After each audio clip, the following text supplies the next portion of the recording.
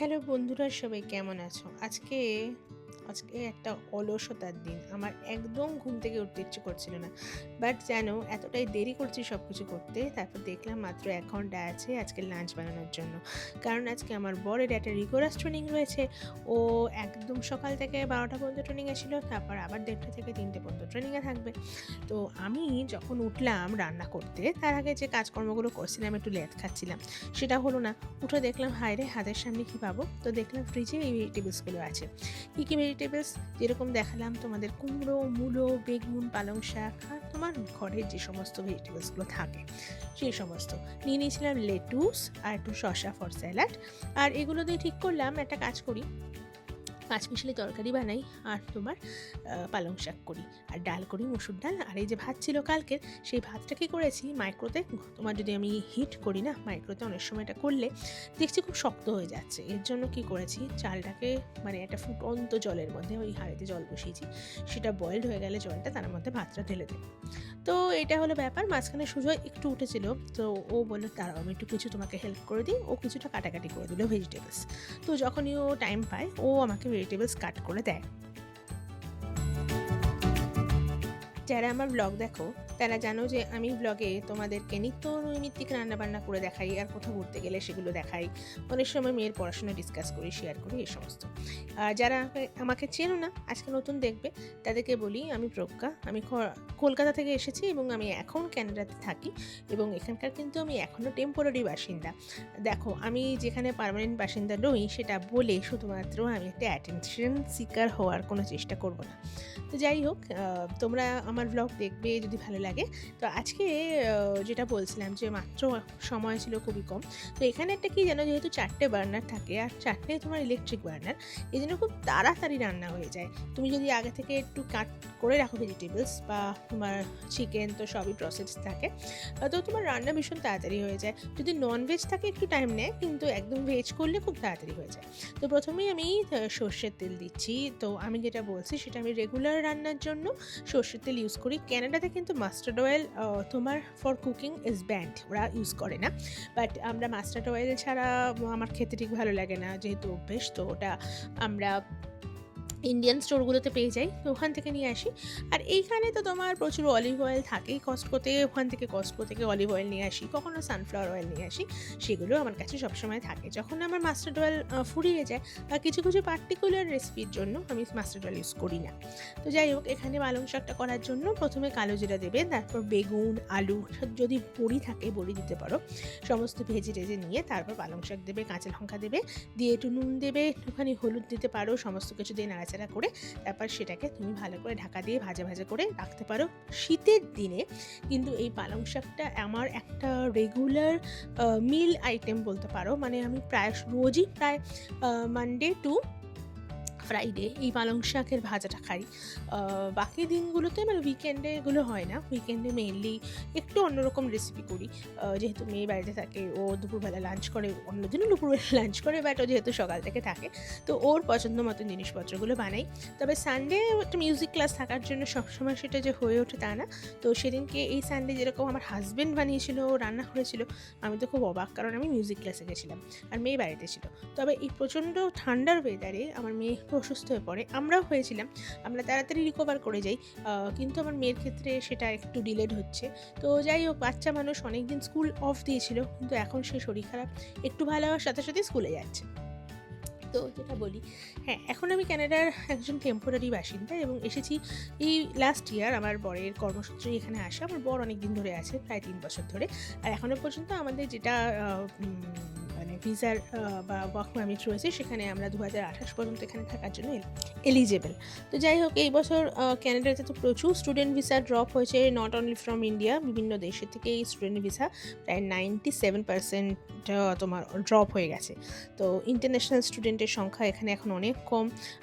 তো আমরা যেখানটা থাকি জানো, সেখানটাতে ইন্টারন্যাশনাল স্টুডেন্টদের পড়ার ইউনিভার্সিটি, কলেজ অনেক দেখেইছি আমার ব্লগে। আর যারা প্রথমবার দেখছো তাদের বলি, যেখানে আমি থাকি ক্যানাডাতে, সেখানে এখানে খুব সামনেই আছে অন্টারিও টেক ইউনিভার্সিটি, দেন ডারহাম কলেজ। তো এই সমস্ত ইউনিভার্সিটি কলেজে কিন্তু এখন ইন্টারন্যাশনাল স্টুডেন্টের সংখ্যা কমে যাওয়াতে যে সমস্ত তোমার কন্ডো অ্যাপার্টমেন্টস বা বাড়িগুলোকে ওরা স্টুডেন্টদের জন্য রেন্টে দিত, সেই বাড়িগুলো পুরো খালি। তাই কেউ যদি এসব জায়গায় মুভ করতে চাও এখন খুব সহজেই অ্যাপ্লিকেশন করে কিন্তু বাড়ি পেয়ে যাবে রেন্টে, তো বা কিনেও ফেলতে পারো। তো দেখো মোটামুটি পালং শাক হতে চলেছে, ওদিকে ডালটাকে বসে দিয়েছি। এইখানে না ছোট তোমার ডেপথ পাত্র, যেরকম কড়াই খুব কম। তো যারা ইন্ডিয়া থেকে আসবে একটু কড়াই নিয়ে আসবে, ছোট কড়াই, কারণ ফোড়ন দেওয়ার জন্য, ডাল করার জন্য, লুচি ভাজার জন্য কিন্তু খুব সমস্যা। তো যাই হোক, ডাল সেদ্ধ বসিয়ে এদিকে আমি চলে এসেছি একটু স্যালাড কাটতে। আজকে স্যালাডে আর পেঁয়াজ দিইনি, কারণ সুজয় আর আমার মেয়ে দুজনেই দেখি স্যালাডে পেঁয়াজটা খায় না। তো ওই জন্য আমি আর পেঁয়াজটা দিচ্ছি না, কারণ আমার আর একার জন্য অত বড় পেঁয়াজ কাটার কোনো দরকার নেই। এক একটা পেঁয়াজের তো কি বোম্বেটের সাইজ, কি বলবো, এত বড় বড়। তো শশাগুলো, এই যেটা হাফ সাইজ শশা দেখছো, এরা হাফটা আগের দিন খাওয়া হয়ে গেছে, এত লম্বা লম্বা শশা। তো শশাটা ফর স্যালাড আর লেটুস তোমার টমেটো করে নিয়েছি। এখন আমি রেগুলার মোটামুটি ডায়েটে একটু স্যালাড রাখি। আর যেহেতু আমরা একটুখানি বেশি অসুস্থ হয়েছিলাম লাস্ট 2 উইকস, মানে কি হয়েছে, এখানে কন্টিনিউয়াস তোমার হিটার চলে। তো আমি কি করেছি, আমি না বুঝে মাঝে মধ্যে হিটারটাকে বাড়িয়ে টেম্পারেচার প্রায় 24 থেকে 24.5 করে রাখতাম। তো এটার ফলে কি হয়েছিল, আমার নাক দিয়ে ব্লাড পড়ছিল। তো তারপরে আমার একটা খুব কষ্ট হচ্ছিল, যে কষ্টটা আমি বোঝাতে পারছিলাম না। একটা তো হচ্ছিল সাইনাসের প্রবলেম, মানে মাইগ্রেন সাইনাস যেটা, সেটা, তার সাথে নাক দিয়ে রক্ত, আমার ভীষণ কষ্ট হচ্ছিল, শুতে পারছিলাম না, বসতে পারছিলাম না। তো তখন অনেককেই আমি থ্যাংক ইউ জানাতে চাই, যারা আমাকে পার্সোনালি জানিয়েছো আমার ব্লগ দেখে, যে দিদি তুমি বা প্রজ্ঞা তুমি এটা করো, তুমি হিউমিডিফায়ার আনো বাড়িতে। আর স্পেশালি অনিন্দিতা এখানে থাকে, দেন অঙ্কিতা একজন আমার বোন, সে বলেছে, সবার নাম আমি মেনশন করি। তো ওরা আমাকে বললো তুমি হিউমিডিফায়ার কেনো, কারণ এটা একটা সমস্যা। হিউমিডিফায়ার মানে আর্দ্রতা বাড়ি ঘরের মেনটেন থাকে। তো আমরা ইমিডিয়েট হিউমিডিফায়ার নিয়ে আসি। দেন টেম্পারেচারটাকে ওরা বলেছিল যে 20 বেশি বাড়াতে না, 20 থেকে 22 রাখতে, তো সেটা রাখি। তো কেন এটা হয়েছিল, কারণ নর্মালি 20 থেকে 22 রাখলেও মাঝখানে কিছুদিন খুব ঠান্ডা পড়েছিল, -27 -32 ফিলস লাইক। তো ওই সময়টা আমি আর সহ্য করতে পারছিলাম না। তো প্রথম উইন্টার, তো এই কারণে।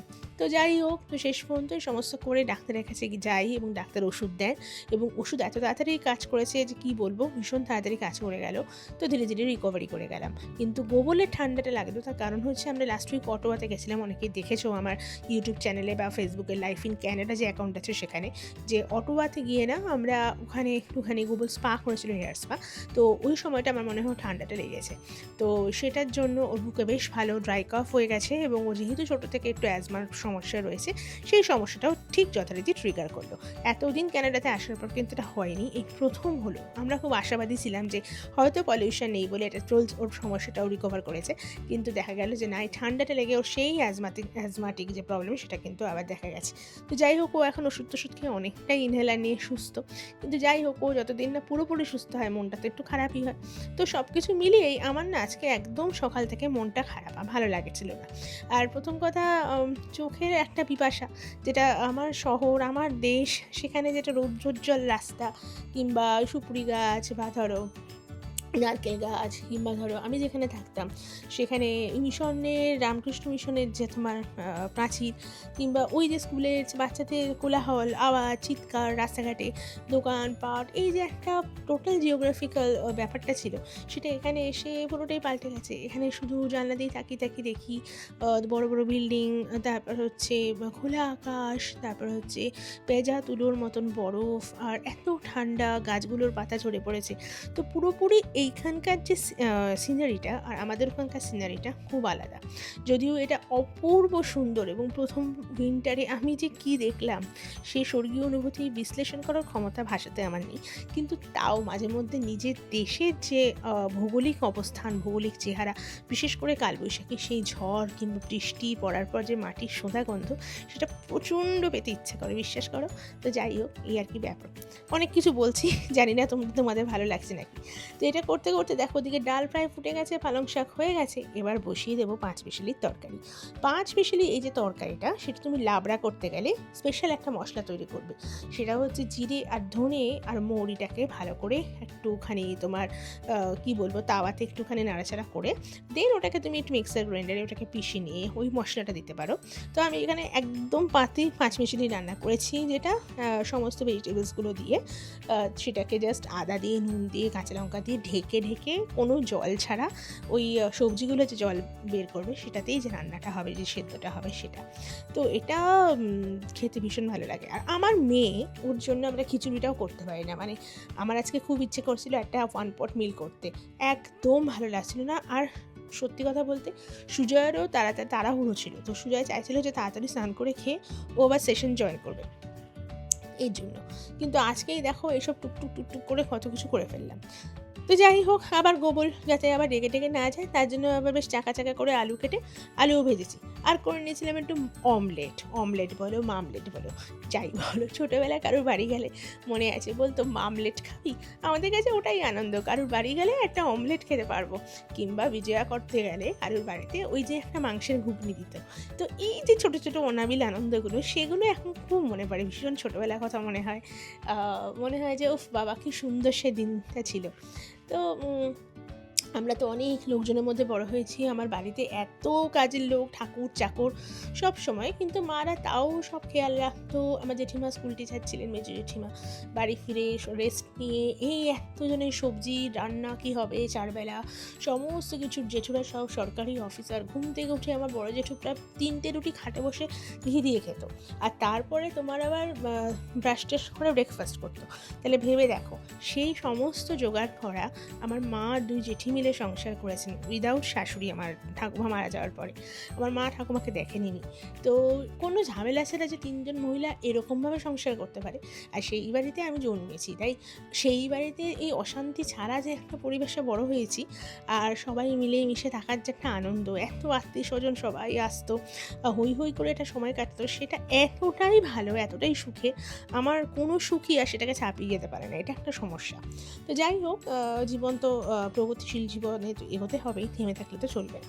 তাই ওই সব কথা, ওইগুলো যে দেখেছিলাম রান্না, ওই হয়তো মনের মধ্যে ওখানে তখনই শিখে নিয়েছিলাম। কোনো দিনই খুন্তি নাড়িনি আমি। ইভেন কি বিয়ের পরেও আমার শাশুড়ি খুব ভালো রান্না করতো, বাড়িতে কাজের লোক ছিল। তারপরে যখন নিজেরা ফ্ল্যাটে থাকতাম, তখনও সেখানে কাজের লোক, টিঙ্কু দি, রিনা দি, আমার কোনো দিন কিচ্ছু করতে হয়নি, শুধু অর্ডার প্লেস করেছি আর বসে বসে খেয়েছি।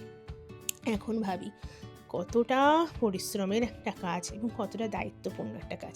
সবাইকে হ্যাটস অফ, সত্যি কথা। তারা প্রত্যেক দিন রান্না করে কত কিছু আমাদের খাইয়েছে, আর আমি শুধু বলে চলে গেছি যে এগুলো বানিয়ে রাখবে। অফিসে চলে গেছি, কলেজে চলে গেছি পড়াতে, বাড়িতে এসেছি, সব কিছু গরম গরম পেয়েছি। এখন তোর মর্ম সত্যি হারে হারে বুঝতে পারি। তো যাই হোক, এখন বুঝি যে সব কাজই প্রত্যেকটা মানুষকে একটা না একটা সময় করতেই হবে। জীবনের চাকা কিন্তু সবসময় তোমাকে ঘুরতে থাকবে, আর একটা জীবনেই তোমাকে সমস্ত কাজ করে যেতে হবে। যাই হোক, এখানে একটু ডালে ফোড়ন দিয়ে নিচ্ছি, একটু সর্ষের তেল গরম করে একটু শুকনো লঙ্কা দিয়ে 5 ফোড়ন দিয়ে দেবো ডালে ফোড়ন। শুকনো লঙ্কাগুলোর কোনো গন্ধ নেই, কিন্তু ওই আর কি, ওইটুকুতেই একটু ঘ্রাণেনও অর্ধনও ভোজনও, মানে ওই গন্ধে অর্ধেক ভোজন হয়। কিন্তু সত্যি কথা বলতে না আছে মানে ঝাল, আর আমাদের ওইখানকার মতন টেস্টও এটাতে নেই। এটা মনে হয় ওই শুকনো লঙ্কা বলতে একটা কি আলাদা টাইপের লঙ্কা হয় না, সেটা। তো যাই হোক, ডালটা ভালো করে স্প্যাচুলা দিয়ে নাড়িয়ে দিচ্ছি, যাতে ওই তোমার ঘেঁটে যায় ডালটা। এখানে তো ডাল ঘাটার ওই যেটা থাকে না তার কাটা মতো, সেটা তো নেই। তো এরমভাবেই করে নিচ্ছি। আর এই ফ্রাইং প্যানটা দেখো কেমন হয়ে গেছে, এটা আমাকে খুব তাড়াতাড়ি পাল্টাতে হবে। এটা অনেক দিন হয়ে গেল, আর এরকমভাবে এই প্যানগুলোতে খাওয়াটাও ঠিক না। দেখি ওয়ালমার্ট গেলে এই উইকে একটা নতুন ফ্রাইং প্যান নিয়ে আসবো। মাঝখানে তোমাদের দেখিয়েছি ব্ল্যাক ফ্রাইডেতে একটা প্যান কিনেছি, কিন্তু কী বলবো, সেটা এত ভারী আর এত বড়, আর যেহেতু চৌকো ওটা একটু অসুবিধা হয়। তো এরকম রাউন্ড শেপের একটা ফ্রাইং প্যান কিনতে হবে, যাতে ধোসাটাও ভালো করে হয়, অমলেটটাও ভালো করে হয়, সমস্ত কিছু ভালো করে করতে পারি। তো অমলেট বানিয়ে নিয়েছি, অনেকটা পেঁয়াজ বড় বড় করে কেটে, লঙ্কা কেটে, সুজয় আর আমার জন্য।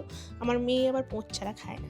তো এই আর কি আমাদের আজকের আইটেম। একটা হচ্ছে 5 মিশালি তরকারি, আর ওখানে হচ্ছে পালং শাক, চাকা চাকা আলু ভাজা, 2টো অমলেট, মসুর ডাল আর ভাত, আর সাথে রয়েছে লেটুস, টমেটো আর শসা দিয়ে একটা স্যালাড। চলো বন্ধুরা, কীরকম লাগলো আমার ব্লগটা অবশ্যই কিন্তু কমেন্ট করে জানিও। ইউটিউবে আমার চ্যানেল আছে লাইফ ইন ক্যানাডা, এলএম নতুন দেশে, আর ফেসবুকে আছে লাইফ ইন ক্যানাডা, একটা আলাদা অ্যাকাউন্ট, আর রোজ নামচা বলে আমার একটা পেজ আছে। তাই যে কোনো জায়গা থেকেই তোমাদের জন্য কিন্তু আমি বিভিন্ন ধরনের video, daily blog, daily lifestyle নিয়ে চলে আসছি। ভালো থেকো।